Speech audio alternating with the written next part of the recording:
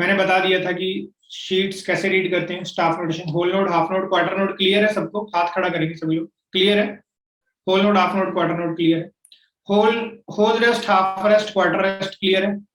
Rest क्या होती है? क्लियर है? डन। सबसे पहले हम ये वाला स्वर बजाएंगे। ये कौन सा स्वर है? ई फ्लैट है? बोलो कौन सा है? कि जी शार्प है? अच्छा, ई फ्लैट का दूसरा नाम क्या है? ई फ्लैट का दूसरा नाम क्या है? हाँ, चैट में बताते रहो। तो ये हो गया हमारा कौन सा नोड है? सी नोड है। हम ये हमारा सी स्वर है, और ये शार्प का साइन लगा है, ये सी शार्प नोड हमारा हो गया है। ठीक है? और ये नोड कौन सा है? ये है ई की लाइन के ऊपर बना हुआ है, और ये ई फ्लैट हमारा नोड है। क्लियर है? तो ये कौन सा साइन है? यहां तक समझ आ गया आप लोगों को? तो ये कौन सा साइन है? ये वाला, ये जो है ये एक्सेंट होता है। एक्सेंट, इसको इग्नोर करना है अभी आपने, आपको समझ नहीं आएगा अभी। आपको जस्ट इस नोड के ऊपर फोकस करना है, ये स्वरों के ऊपर फोकस करना है आपको अभी, बस। और कुछ भी नहीं करना है आपको। जब आपकी लर्निंग स्टेज है ना, बेसिक फर्स्ट डे आपने स्टार्ट किया, पहले 2-3 महीने आप इसके ऊपर फोकस नहीं करेंगे। ये क्या है? कि एक्सेंट है ना, स्टाइल होता है ये। What style is timing. कितनी देर कहां पे कितना प्रेशर दे के रुकना है, वो उसको बोलते हैं। ठीक है? और दूसरी बात, कौन सी चीजों को इग्नोर करना है आपको स्टार्टिंग में, वो भी मैं आपको बता देता हूँ।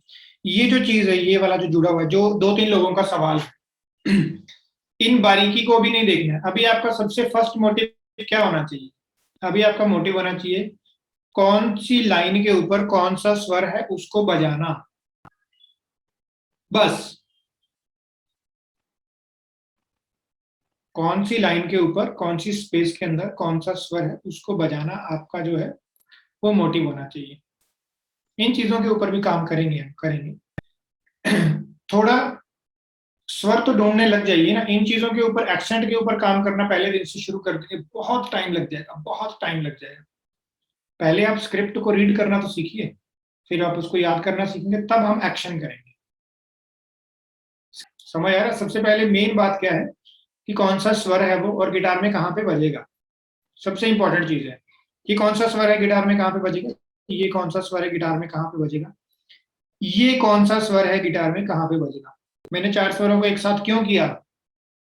क्योंकि चारों सेम है वो।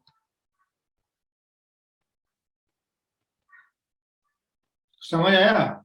नंबर 2, गिटार में जो दूसरी इंपॉर्टेंट बात है स्टाफ नोटेशन में आपको सीखने वाली, वो ये है कि जब आप स्टाफ नोटेशन करते हो, देखो आज आज आपने प्रैक्टिस की है तो आज सही सवाल निकल के सामने आए हैं।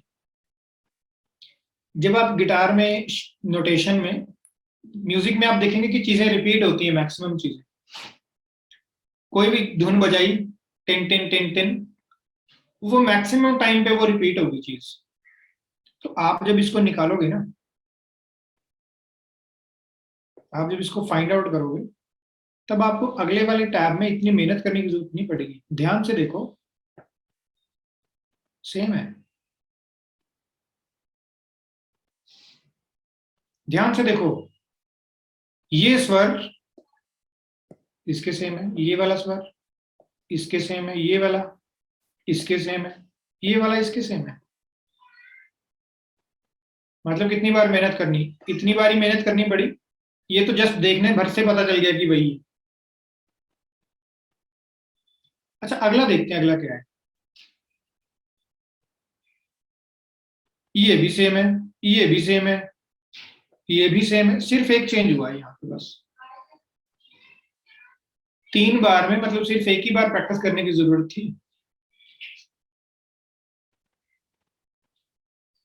समझ आ रहा है दोस्तों?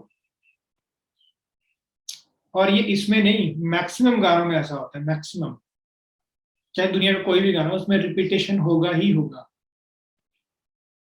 आपका फर्स्ट टारगेट क्या होना चाहिए इन सब चीजों को छोड़ के? सहना, सब चीजों को छोड़ के सबसे फर्स्ट टारगेट तुम्हारा क्या होना चाहिए? कौन सा स्वर कौन से नोट पे, दैट्स इट।